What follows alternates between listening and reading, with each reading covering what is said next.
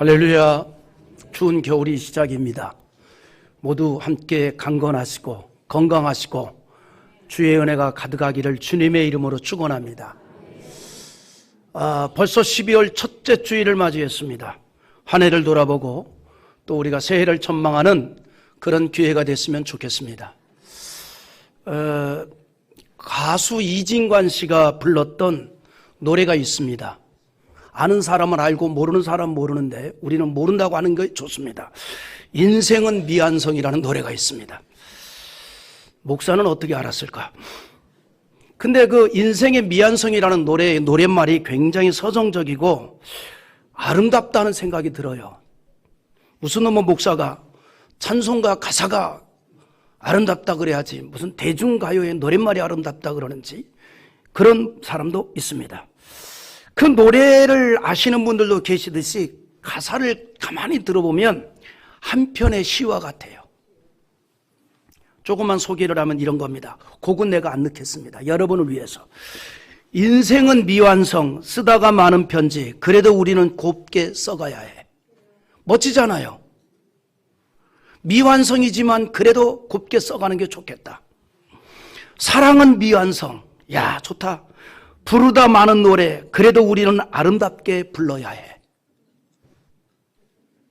좋잖아요.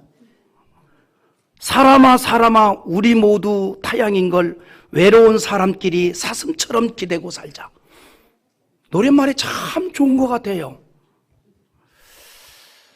여러분, 우리는요 인생이 정말 미완성입니다. 완성된 인생이 없어요. 모든 게 완성이 없어요. 신앙도 완성이 없어요. 그냥 가는 거예요. 그냥 가는 거예요. 여러분, 사도 바울은 평생 동안 믿음으로 살았지만 그 믿음의 완성을 얘기한 적이 없어요. 나는 오늘도 달려가노라. 나는 오늘도 힘쓰노라. 우리 인생이 그렇다 이 말이죠. 우리의 삶이 그렇습니다. 그래서 우리는요 평생을 배우고 경험하고 깨닫고 그런 과정 속에서 어리석음을 인지하고 또 부족함도 고백을 합니다. 그러면서도 우리는 여전히 살아가고 있는 거예요. 이것은 우리의 삶뿐만 아니라 우리의 신앙도 마찬가지라는 거죠. 완성이 없어요. 바울처럼 그리스도 예수 안에서 하나님이 위에서 부르신 부름의 상을 바라보면서 여전히 달려가고 있는 겁니다. 여전히. 그러면서도 그런 가운데 감사를 노래하고 내적인 기쁨으로 충만하여서 즐거움과 행복을 경험하게 되는 겁니다. 그렇게 살다 보니 한 달이 가고 한 해가 가고 세월이 가고 있다는 것을 우리가 실감하게 되잖아요. 그래서 이렇게 얘기하죠. 참 빨리도 간다. 가는 거예요. 벌써 12월 첫 주일이 되었고 한 달이면 새해를 맞이합니다. 사람은 누구나 지난 날을 회상하는 의식이 있어요. 지난 날을 회상을 합니다. 그것은 죽음을 앞둔 사람만이 아니라 그의 삶의 연한과 상관없이 지난 시간들을 회상할 때가 있습니다. 지난 날에 있었던 어떤 사건이나 순간들을 회상하면서 어떤 일에 대해서 자긍심을 갖기도 하죠. 야, 그때 내가 정말 잘했어. 그때 그 판단은 옳았어. 힘들었지만 그 일은 잘 해냈어. 라고 하는 그런 긍지를 갖기도 하고 대견하게 생각할 때도 있습니다. 스스로 어려운 시기를 지난 것에 대해서 잘 견디었다라고 생각을 합니다. 그러나 또 반대의 경우도 있지요. 어떤 사건이 추억이 될 때에 갑자기 잠자고 있던 분노를 깨울 때도 있습니다. 야, 그때 내가 참지 않았어야 되는데. 그런가 하면 후회를 하기도 합니다. 아, 그땐 정말 후회된다. 우리 인생이요 그렇게 지나간다는 겁니다. 그런 가운데에 내가 살고 있는 이 세상이 상황이 변하고 또 나도 변하고 있는 겁니다. 그런데 여러분, 세상이 아무리 변하고 상황이 변하고 내가 변해도 변하지 않는 것 있습니다. 우리를 향한 하나님의 사랑입니다. 하나님은 여전히 우리와 함께하고 계십니다. 그런데 우리가 지난 시간을 돌아볼 때에 한 가지 어떤 의미로 돌아볼 것인가 하는 것이 참으로 중요한 것 같아요. 대부분의 사람들은 지난 시간을 돌아보면서 아쉬움이 많습니다. 아쉬움이. 아무리 큰 일을 이루어도 아쉬움이 많이 남게 되는 겁니다. 요즘은 제가 집필 활동을 아예 안 하고 있는데, 과거에 이제 강의를 하면서 전문 서적을 이렇게 탈고를 해서 이렇게 인쇄소에 넘겨주고 나면 후련하다 이 마음이 아니고 아쉽다, 관주를 좀 더 소상히 다룰 걸, 좀 더 그걸 좀 깊이 있게 좀 다룰 걸, 그런 아쉬움이 있어요. 시원하다가 아니라 아쉽다. 최선을 다하지 못한 것에 대한 아쉬움이 항상 남습니다.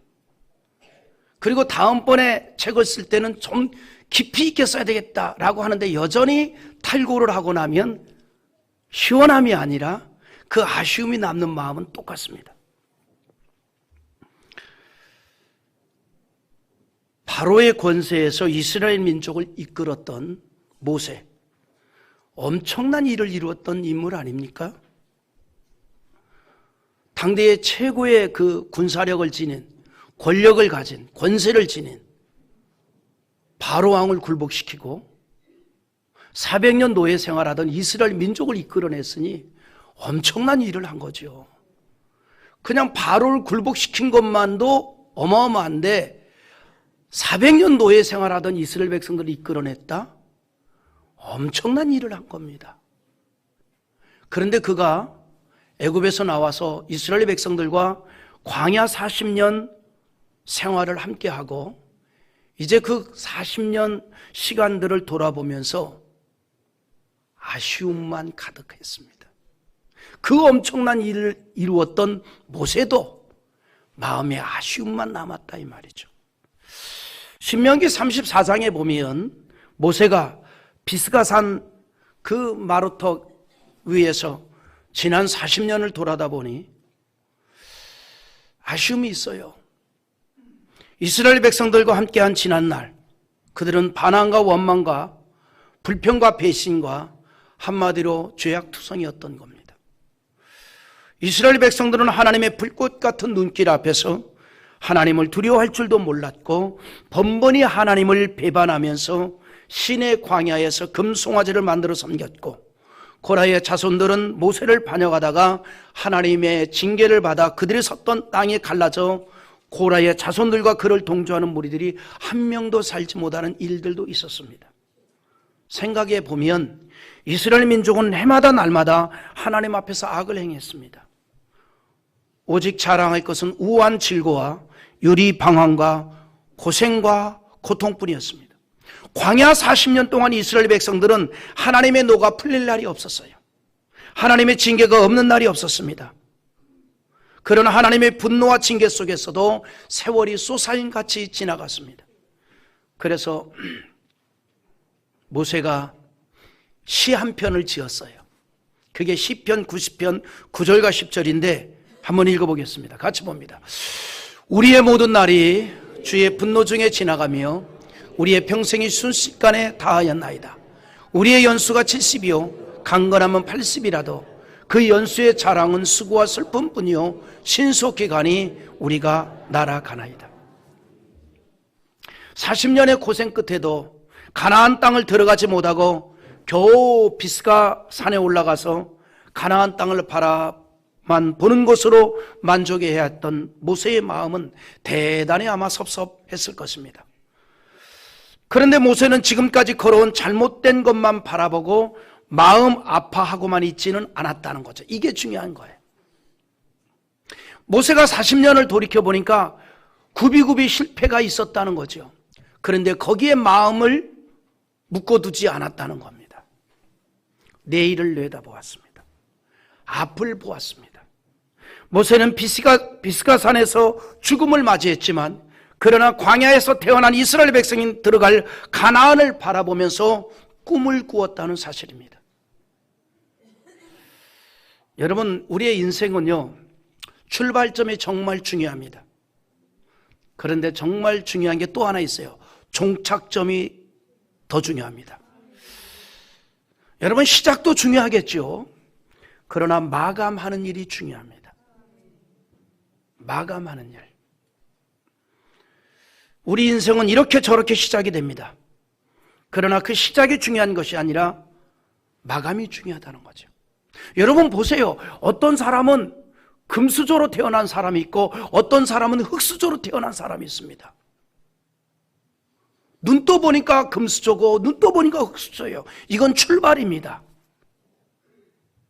그것이 중요한 것이 아니라 마감이 중요하다는 거죠. 마감이. 그게 중요하죠. 시작은 미비했을지라도 끝은 똑바로 맺어야 한다는 겁니다. 끝은 똑바로 맺어야 된다. 그러기위해서 우리가 생각할 게 있습니다. 상식이에요, 상식. 여러분, 우리가 살아가면서 상식이란 게 있죠. 뭐예요? 가장 기본적인 것들. 그리고 사람들은요, 가장 그 기본적인 상식을 참 좋아합니다.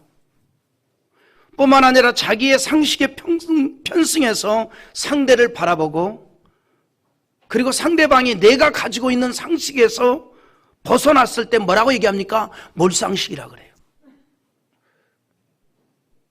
여러분이 가지고 있는 보편적 상식은 뭡니까? 지하철에서는 의자가 없으면 서 있어야 되고 의자가 있으면 앉으면 되고, 이게 상식입니다. 근데 의자가 없는데, 빈 공간이 없는데 서 있지 아니하고 문 앞에서 앉아 있으면 몰상식이라 그래요. 이건 우리가 가지고 있는 개념이에요.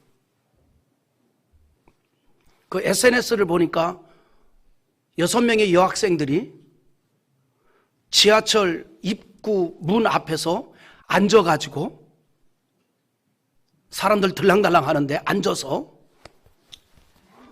분 바르고 핸드폰 보고 있는 장면이 있어요.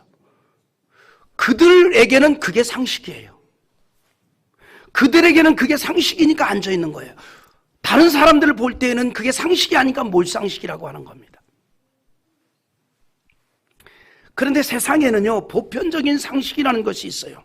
모든 사람들이 인정하는 기본적인 생각과 행동입니다. 우리 이런 거 있잖아요. 예수 믿으면 술도 안 먹어야 된다, 상식이에요. 예수 믿으면 담배도 안 피워야 된다, 상식이에요. 그렇잖아요. 근데 내가 어느 날 신흥 사거리를 소주병 하나 들고 담배 꿈박꿈박 물고 가면 큰일 나죠.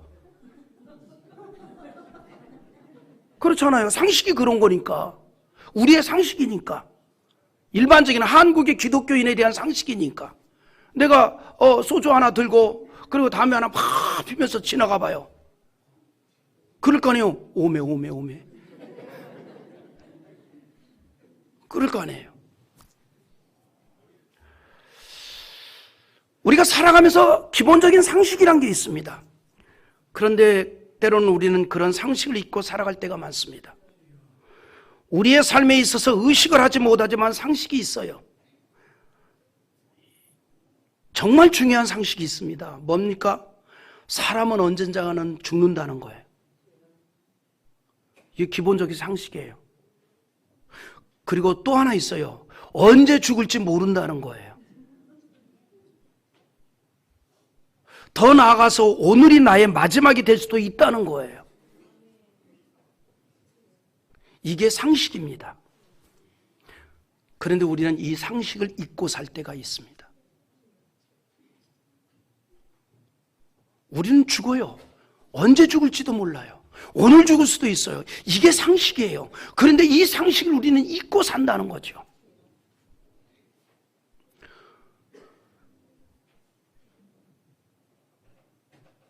여러분, 그래서요, 만약에 종말 직전에 사람이 자기 생을 회고하고 정리하고 마무리할 수 있다면 그 사람은 참으로 복된 사람일 겁니다.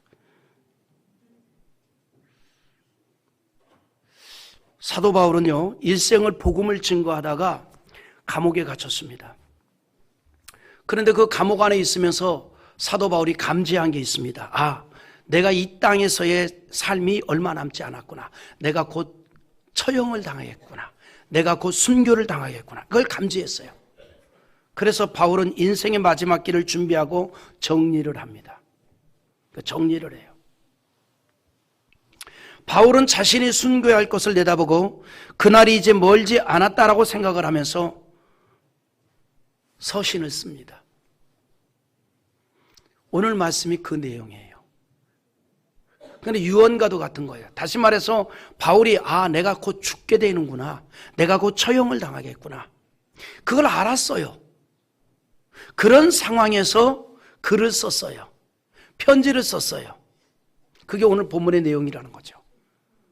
사도 바울의 가슴이 이 우러나서 나온 주옥 같은 메시지입니다. 그래서 뭐라고 얘기하냐면 6절에 전제와 같이 내가 벌써 부어지고 나의 떠날 시각이 가까웠도다 그랬습니다. 떠날 때가 가까웠다는 거예요.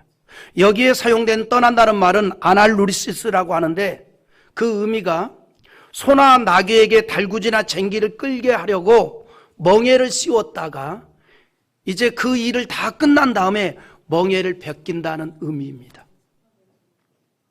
또 천막을 쳤다가 이제 거기서 해야 할 일을 다 했기에 다른 곳으로 가기 위해서 천막에 줄을 푼다는 의미가 있습니다. 혹은 정박되었던 배가 다른 곳으로 가기 위해서 닷줄을 푼다라는 의미도 담겨 있습니다. 바울은 자신의 죽음에 대해서 그렇게 표현을 한 겁니다. 기나긴 인생의 길을 마치고 이제 장막줄을 끊고 멍에를 벗는 그런 순간이었다라고 표현을 했습니다. 바울은 죽음을 맞이하는 현세에서 지근한 시간들을 돌아보고 앞에 있는 미래를 전망했다는 거예요. 앞에 있는 미래를 전망했다.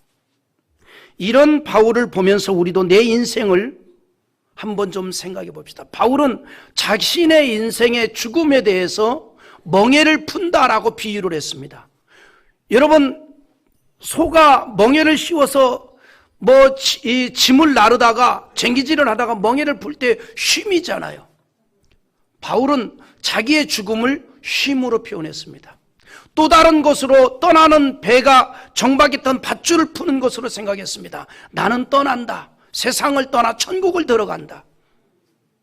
그러니까 죽음으로 모든 것이 ing, 모든 것이 끝나는 게 아니라 end가 아니라 ing다. 또 나는 간다. 더 나은 곳을 향하여서 간다는 거죠. 여러분, 우리가 이런 질문을 한번 해봅니다. 내 인생을 비유한다면 여러분 무엇으로 비유하겠습니까? 여러분의 인생을 비유한다면. 뭐 어떤 분이 그래요. 남편을 비유한다면 무엇으로 비유합니까? 그러니까 남편이요 로또 복권이죠. 그렇게 귀하게 얘기합니까? 아니요, 안 맞아요.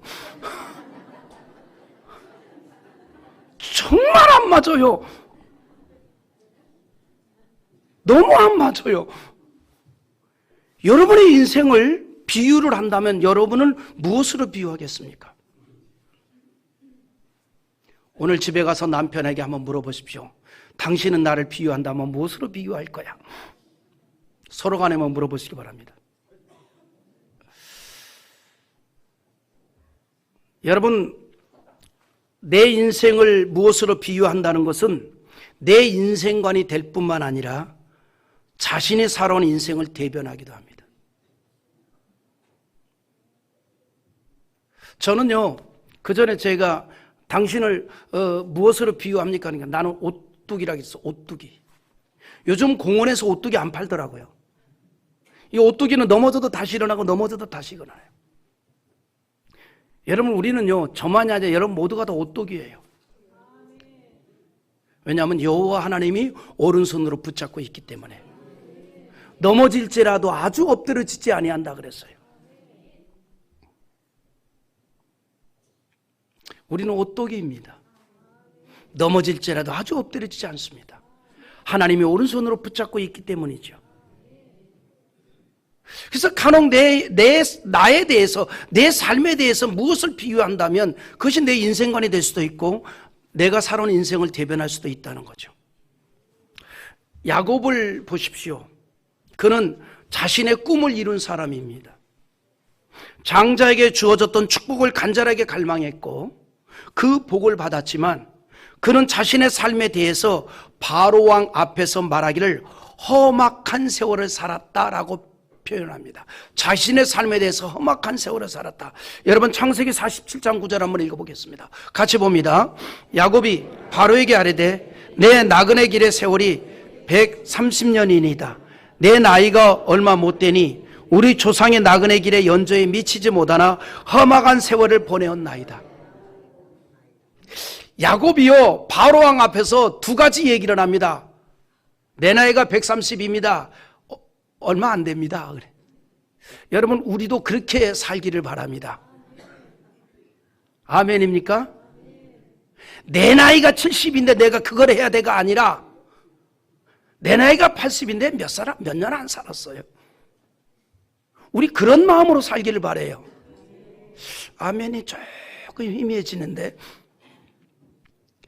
야곱이 바로왕 앞에서 그런 얘기를 했어요. 내 130입니다. 근데 얼마 안 됩니다. 또 하나, 나는 험악한 세월을 보냈습니다. 그는 어떻게 보면요, 자기가 원하는 일을 이룬 사람이에요. 뱃속에서부터 하나님의 축복을 그리워했어요.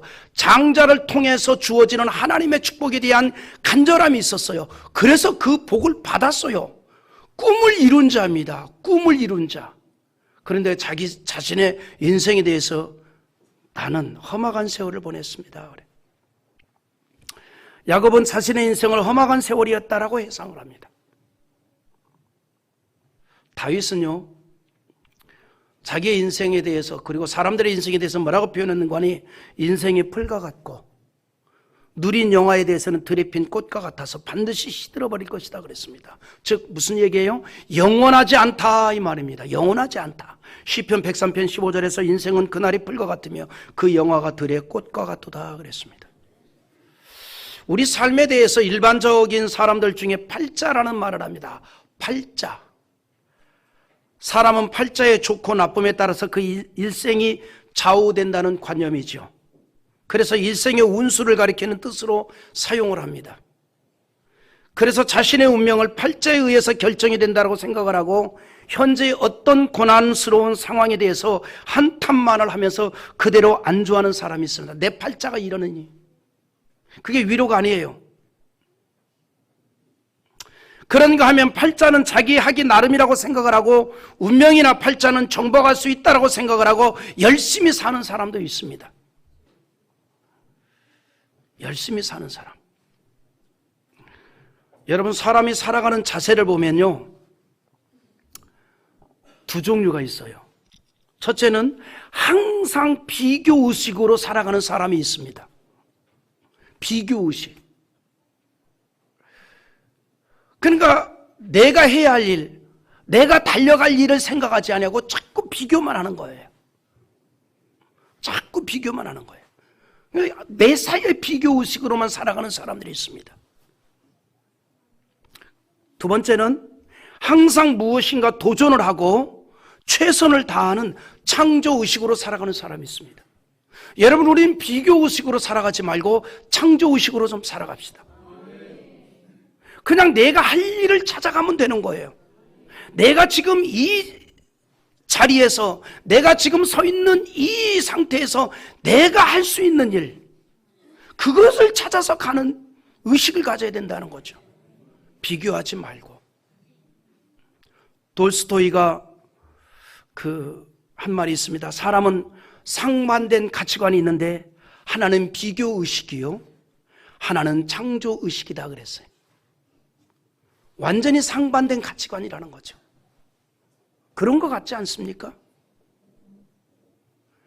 어떤 사람은 일생 동안 비교의식으로 살아가다가 끝내는 사람이 있고 어떤 사람은 일생 동안 창조의식으로 살아가다가 끝내는 사람이 있습니다. 여러분 모두는 다 하나님의 사랑 안에 있는 자들입니다. 그 사랑의 하나님만 바라보고 나에게 주어진 은혜 안에서 열심히 살아갑시다. 열심히 살아가는데 비교할 시간이 어디 있어요? 하나님이 택하여 그 뜻을 위해서 쓰임을 받은 인물이나 그리고 예수님께 복음 사역을 위해서 불러 세운 일꾼들을 보면 특징이 있습니다. 세상적인 조건을 갖춘 인물이 아니라 창조적 가치의식을 갖고 사는 사람들이었다는 거죠. 어둠에서도 새벽을 바라보는 사람들입니다. 지는 해를 보면서 밤이 올 것만을 생각하지 아니하고 밤이 지나고 태양이 또 오르면 환한 낮이 올 것을 보는 사람들입니다. 그래서 항상 절망적인 상황에서도 희망을 말했습니다. 여러분, 죽음 앞에서 초연했던 바울이 그런 인생을 살았다는 사실이죠. 바울이 다른 죄수들과 함께 한때 예루살렘에서 붙잡혀서 로마로 호송이 될 때에 서쪽으로 항해하는 알렉산드리아호를 타고 가게 됐습니다. 약 270여 명의 사람들이 그 배에 함께 탑승했습니다. 거기는 죄인들도 있고 선원들도 있고 군사들도 있습니다. 그런데 그 배가 유라굴로라고 하는 아주 흉악한 겨울 태풍을 만났습니다.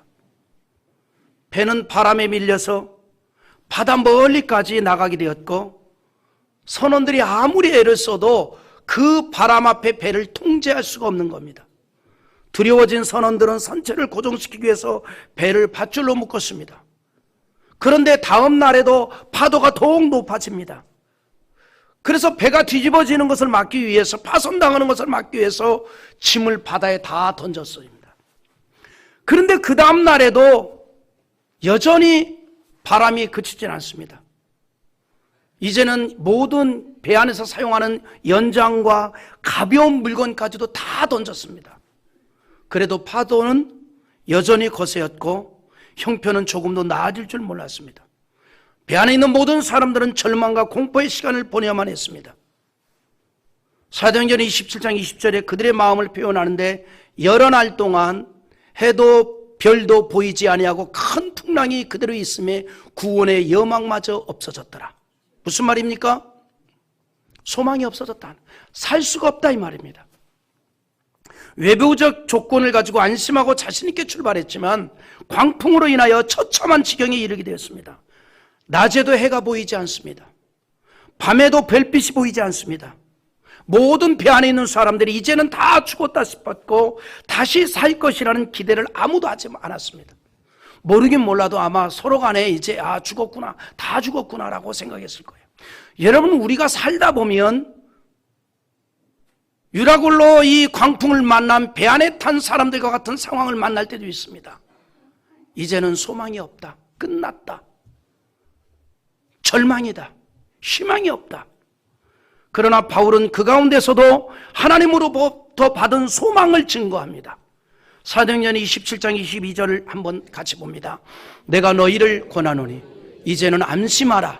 너희 중 아무도 생명에는 아무런 손상이 없겠고 오직 배뿐이라. 다 죽었다라고 생각할 때 하나님께서 바울에게 주신 그러한 그 음성을 통해서 외칩니다. 소망을 외칩니다. 희망을 외칩니다. 살아나게 될 것이라. 여러분, 이것이 바로 하나님을 의지하고 믿음으로 사는 사람의 모습입니다. 폭풍으로 인하여 죽을 상황에서도 하나님의 음성을 듣고 소망하는 자들입니다. 여러분, 사람이요, 성공을 하려면 성공적인 자화상을 가져야 한다라고 얘기를 합니다. 성공적인 자화상. 여러분, 사람이요, 이상하게 생겨도 거울을 바라보면서 괜찮게 생겼어, 괜찮게 생겼어. 그러면 시간이 지나면 괜찮아 보인대요. 근데 아무리 잘생긴 사람도 거울을 바라보고 이 모양으로 생겼냐, 이 모양으로 생겼냐, 그러면 시간이 지나면 그 모양으로 생기게 된대요.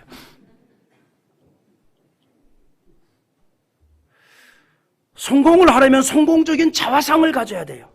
특별히 하나님의 자녀들은 더욱 그렇습니다.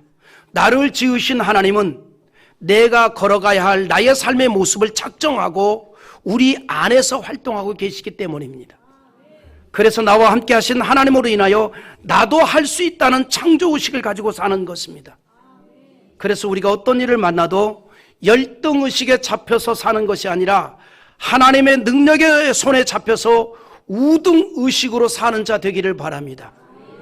나는 부족하지만, 나 하나를 놓고 보면 열등이지만 내 안에 계신 하나님이 계시기 때문에, 전능하신 하나님의 오른손으로 나는 붙잡혀 있기 때문에 나는 우등은생이 될 수 있다는 이 믿음을 가지고 사는 여러분 되기를 바라고, 한 해를 어떻게 살아왔을지라도 다시 한번 새해를 믿음 가운데 그렇게 바라보기를 원하는 겁니다. 사도 바울이 그런 인생을 살았습니다. 그래서 확신 가운데 한 고백이 있어요. 빌립보 4장 13절에 내게 능력 주시는 자 안에서 내가 모든 것을 할 수 있다 그랬습니다. 부족한 나만 보고 한탄하는 것이 아니라 부족한 나에게 역사하시는 하나님의 능력을 보는 것입니다. 여러분, 하나님의 말씀은 우리가 처한 모든 것을 다 하나님의 영광을 위해서 사용을 하신다는 사실을 말하고 있습니다. 심지어 나면서부터 시각장애를 가진 자라 할지라도 하나님의 일을 나타내기 위함이라고 말하고 있습니다. 하나님의 일을. 그러니까 여러분, 내가 당한, 내가 만난, 내가 처한 모든 상황은 다 하나님의 영광을 돌릴 수 있다는 거예요. 그거를 예수님께서 말씀해 줍니다. 나면서부터 시각장애인으로 태어난 그도 하나님의 뜻을 이루기 위한 것이다라고 말합니다. 나면서부터 앞을 보지 못하는 사람을 보고 제자들이 선생님, 저 사람은 왜 나면서부터 장애를 가졌습니까? 라고 하는 질문에 요한복음 9장 3절에 이렇게 대답하죠. 같이 봅니다. 예수께서 대답하시되 이 사람이나 그 부모의 죄로 인한 것이 아니라 그에게서 하나님이 하신 일을 나타내고자 하심이라. 여러분, 예수님의 이 말씀을 우리가 어떤 일을 당하든지 혹 그 길이 고통과 고난이 될지라도 절망만 할 것이 아니라 이 말입니다. 사람이 고통을 통해서 하나님께서 그의 삶 속에서 일하는 것을 증명할 수 있는 기회가 된다는 거예요. 여러분, 잘 나갈 때는요, 하나님의 손길을 경험하기가 어려워요. 안 나갈 때, 어려움 당할 때, 고통에 있을 때, 여러분 건강할 때, 그때는요 하나님의 도움을 찾기가 참 어려워요. 이런 거 있잖아요. 내 사지가 의식될 때가 아플 때다.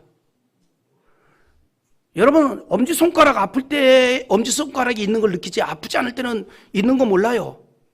손톱 자르고 매니큐어 바를 때 그때 의식하죠. 그래서 성경은 말합니다. 우리가 고통 중에 있을 때 오히려 하나님을 의식할 수 있는 기회가 된다는 거예요. 성도의 고난은 그래서 부끄러운 것이 아니라 영광입니다. 영광. 그러므로 베드로전서 4장 16절 한번 또 같이 읽어봅니다. 만일 그리스도인으로 고난을 받으면 부끄러워하지 말고 도리어 그 이름으로 하나님께 영광을 돌리라. 믿습니까? 여러분, 우리가 세상에 태어난 것은요, 할 일이 있기 때문에 태어났어요. 내가 살아있다는 것은 사명이 있기 때문에 살아있는 겁니다. 그러므로 하나님의 자녀들은 언제나 어떤 경우에도 나의 존재의 가치를 인식하고 신앙 안에서 굳세게 살아가는 자들이 되어야 한다는 거예요. 믿습니까?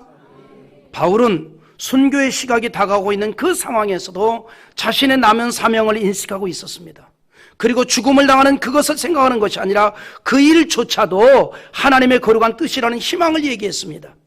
그래서 전제와 같이 내가 벌써 부어지고 오라 그랬어요. 눈물과 땀과 피와 생명을 다 쏟아부었다는 겁니다. 그리고 자신의 지난 삶에 대해서 한마디로 정의합니다.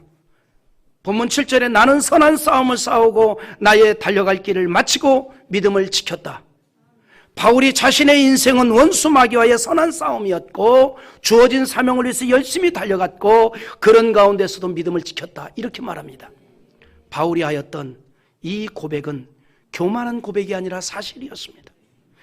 이 바울의 고백을 들으면서 우리도 나의 지나온 삶을 얘기한다면 어떤 삶이라고 정의를 하겠습니까? 우리는 금년 한 해를 새 힘을 얻고 힘차게 날아오르자는 신앙표 속에 신앙생활을 했습니다. 여러분, 이제 한 달을 남겨두고 나의 삶이 믿음을 지켰다는 그런 고백을 할 수 있는 그런 신앙적 시간이 되기를 기대합니다. 그런 가운데 희망으로 새해를 전망해 봅시다. 바울은 자신의 삶에 대해서 믿음을 지켰다라고 말하면서 뒤이어서 희망을 얘기합니다. 우리 한번 8절 읽고 마치겠습니다. 이제 후로는 나를 위하여 의의 면류관이 예비되었으므로 주 곧 의로우신 재판장이 그날에 내게 주실 것이며 내게만 아니라 주의 나타났음을 사모하는 모든 자에게 도니라. 아멘. 여러분, 우리도 마찬가지입니다. 믿음으로 살았던 우리에게 면류관이 예비되었을 것입니다.